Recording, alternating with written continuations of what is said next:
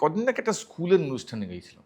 তো সেই স্কুলের অনুষ্ঠানে গাওয়ার সময় হঠাৎ দেখলাম যে স্কুলের হেডমাস্টার মশাই আমাকে ফুল দিলেন, তিনি সামনে নাচছেন। মাথায় টুপি পরে ছাত্রদের সঙ্গে তিনি নাচছেন। তো আমার তখন মনে হলো যে আমার বাড়িতে আমার বাবা ছিলেন শিক্ষক। তারপরে গান গাইলে না কেন, মাথা নত করে দাও হে, মানে হেডমাস্টার মশাই তো। এবার তাকে দেখতে পাচ্ছি টুপিতে তিনি মুখ টুক লুকিয়ে রেখে একে নাচতে হবে।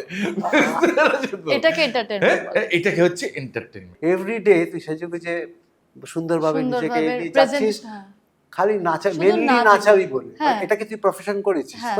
তো তুই you are happy with the system.